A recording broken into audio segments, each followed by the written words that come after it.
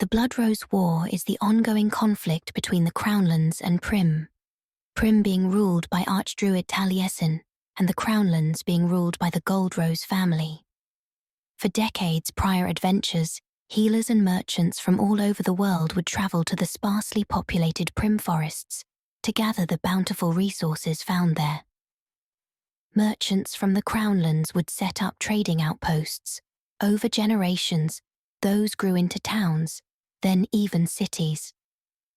In the year 1190, a rogue Prim druid by the name of Amanita snuck into the Crownlands hall during a feast and murdered the young heir of the Crownlands. She attempted to murder the rest of the royal family, but was apprehended and imprisoned before she could. After murdering the child prince, she decried the royal family, saying they have stolen something sacred, desecrated nature, have doomed the natural order, and all deserved death. Amanita was caught and imprisoned. For 1 month, no action was taken by the Crownlands, and the monarchs made no public appearances.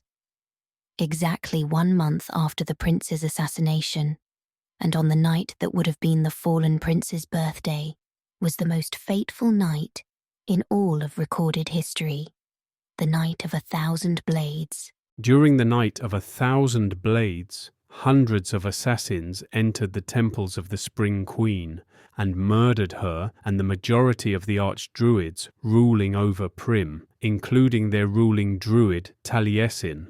The world watched in shock as the impossible was done. A god was killed.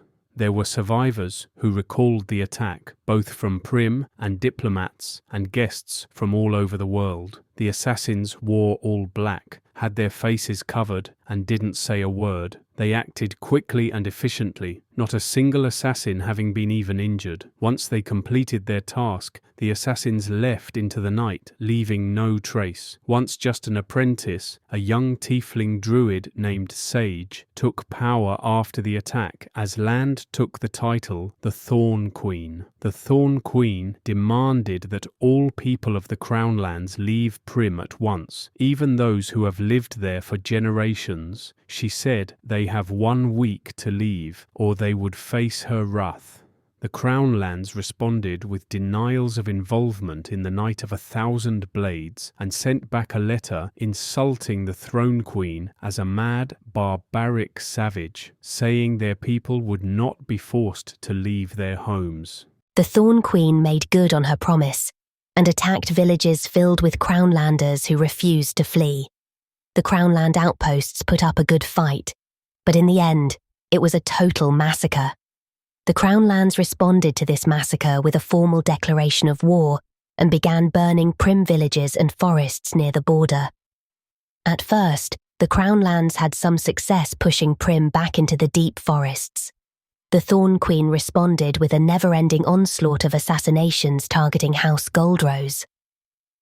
Once a glorious royal family with thousands of members, the Druids of Prim picked them off one by one until only a few remained. In the Crownlands, a new king or queen would be crowned nearly every week. The Crownlands fell into chaos, and their armies were slaughtered in the field.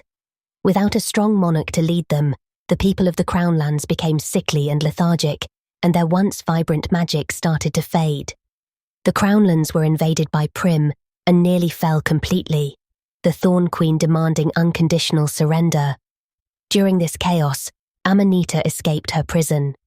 The Crownlands were on the brink of total destruction, but one general gave a glimpse of hope.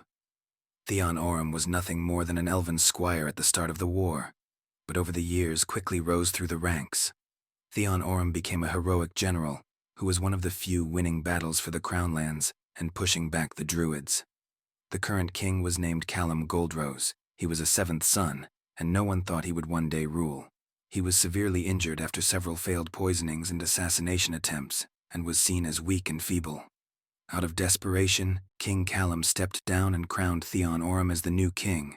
Callum now took the title of the Golden Prince, and became merely an advisor to the newly crowned king. Prim attempted countless attempts on Theon's life, but each was unsuccessful. Under the leadership of King Theon, the Crownlands pushed back their enemies and prepared to invade Prim. The Thorn Queen. knowing she could not repel the invaders, hoping to drag other nations into the conflict, and realizing that her homeland would be destroyed in the process, ordered all citizens of Prim to either go into hiding or leave the nation. With Prim nearly empty, the Crownlands stepped in to occupy it. With Prim under their control, the Crownlands has entered a golden age, but the threat of the Thorn Queen still remains. 10 years later, in the year 1200, the conflict still rages. The Druids of Prim, following the Thorn Queen, pledge revenge against those who killed their goddess, and the Crownlands under King Theon hunt them down all over the world. The Thorn Queen angers other nations by using their lands for hideouts, and the Crownlands anger other nations as they march their armies into them without permission, trying to hunt down the Thorn Queen. It is harder now than ever for factions to stay neutral, especially as opportunists around this world see this conflict as a way to further their own aims.